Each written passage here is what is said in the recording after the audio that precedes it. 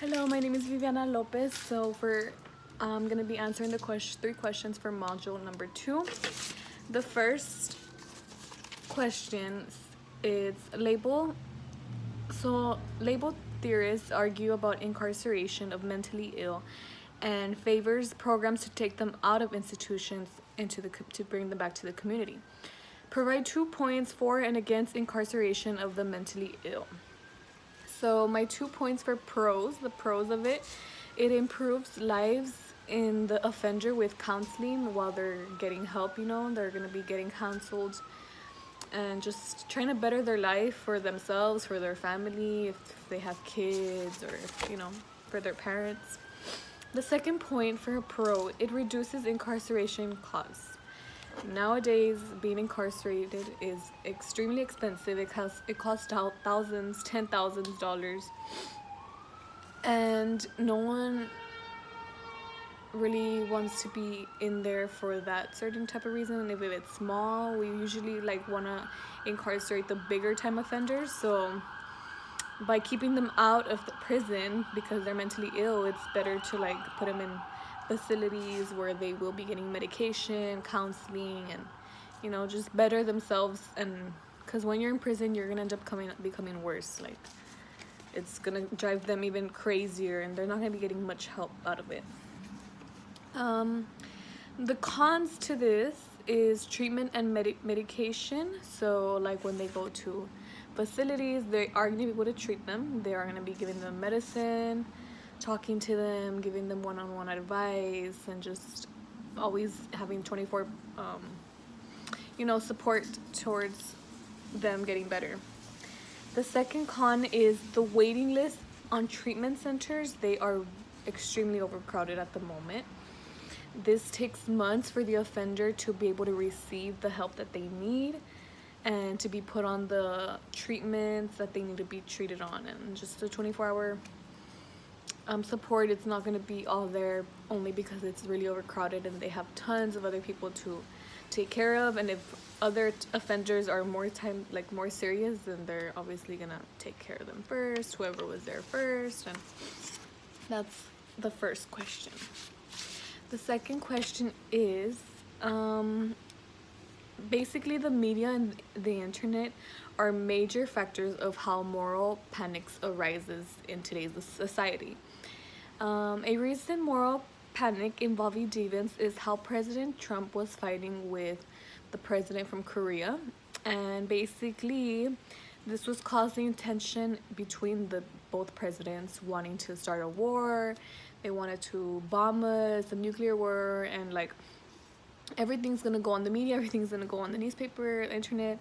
So by causing this panic towards everyone's gonna be going crazy. Everyone's gonna think they're gonna die. Everyone doesn't feel safe, because of President Trump, of how he was overreacting and just calling names and dumb things that the situation could have been handled better. But instead, it creates moral panic to society, to us, and we believe the media, even though sometimes it could be fake. We believe it, and we end up panicking for our own lives and for our family.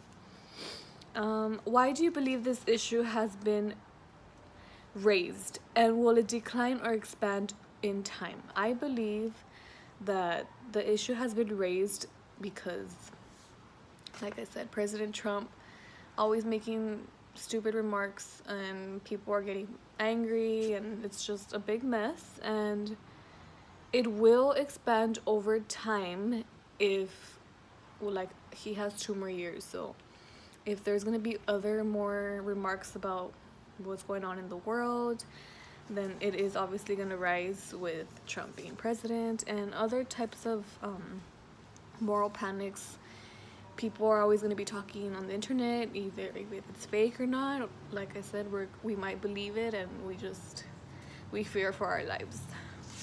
Okay.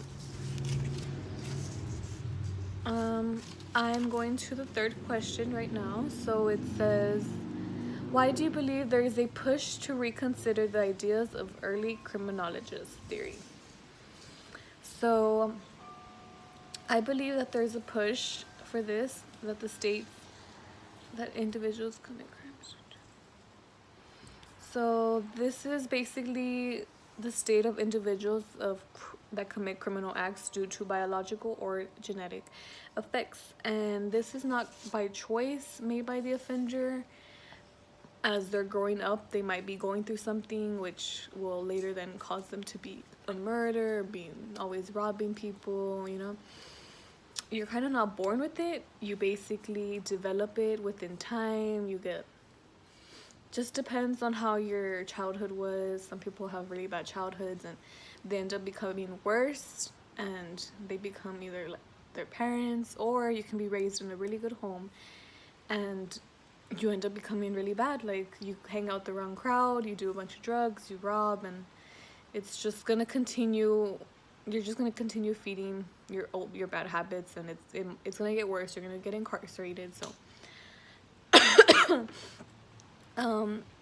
also, it's the second part of the question is explain a real world example due to this effect. Can be a pedophile. A pedophile is usually not born with pedophilia.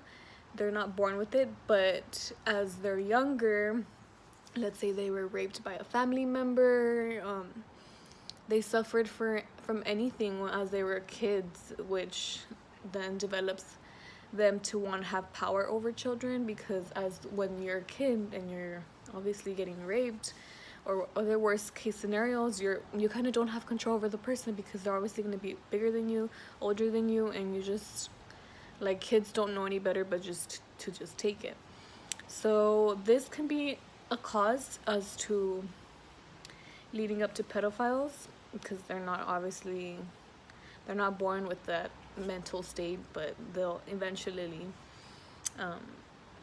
grow into it with past experiences that they've suffered from. And yeah, this completes the video for today. The 3 questions for module 2 and journal report 2. Thank you.